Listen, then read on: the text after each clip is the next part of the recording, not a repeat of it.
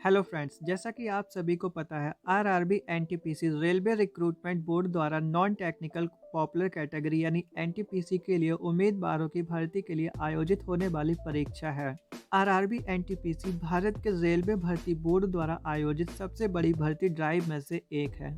यह सरकारी प्रतियोगी परीक्षा है जो goods guard, senior commercial come ticket clerk, senior clerk come typist, junior account assistant come typist, senior time keeper, commercial apprentice and station master, junior clerk come typist, लेखा clerk, सह typist, junior time keeper, train clerk, traffic assistant आदि आदि जैसे विभिन्न पदों के लिए उम्मीदवारों की भर्ती के लिए आयोजित की जाती है।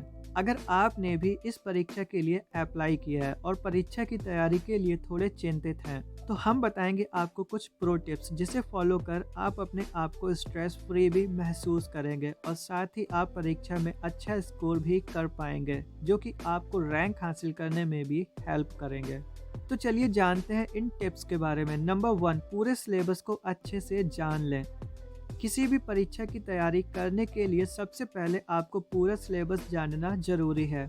कभी कभी छात्र अपने आत्मविश्वास के चलते काफ़ी सारी गलतियां कर जाते हैं। पूरे सिलेबस को जाने बगैर अंदाजन जो सही लगता है पढ़ते जाते हैं, जिसके कारण कई अनावश्यक चीज़ें पढ़ लेते हैं जिसकी परीक्षा में ज़रूरत भी नहीं पड़ती। इस वजह से वो बहुत सारे महत्वपूर्ण टॉपिक्स को नहीं पढ़ पाते। यदि पूरा सिलेबस तैयार नहीं है और एग्ज़ाम नज़दीक है तो कम से कम सिलेबस का ब्लूप्रिंट माइंड में सेव कर लेना चाहिए।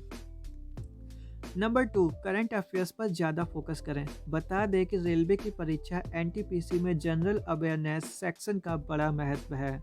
एनटीपीसी की परीक्षा में क्रमशः सीवीटी 1 और सीवीटी 2 में 40 और 50 अंकों के प्रश्न आते हैं, इसलिए आपको जनरल अवेयरनेस पर ज़्यादा फोकस करना चाहिए। यह सेक्शन स्कोर बूस्ट करने में मदद करते हैं।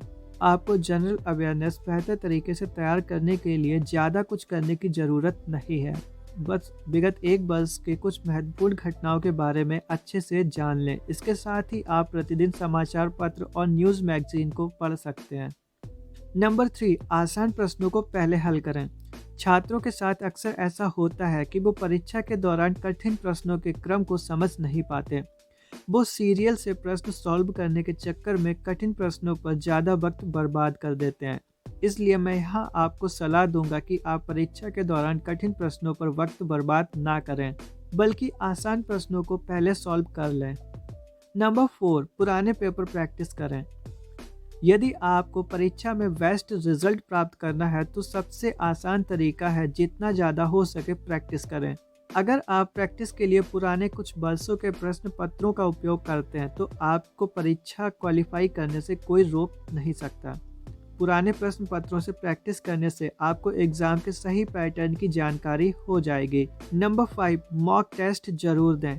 आपको मॉक टेस्ट की प्रैक्टिस डेली बेसिस पर करनी चाहिए। इसका फ़ायदा आपको एग्ज़ाम देते समय मिलेगा।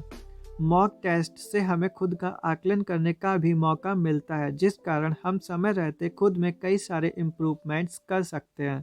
उम्मीद है आपको जानकारी पसंद आई होगी। यदि आपका कोई क्वेश्चन या क्वेरी है तो आप कमेंट सेक्शन में पूछ सकते हैं। कृपया वीडियो को लाइक और चैनल को सब्सक्राइब करें। धन्यवाद।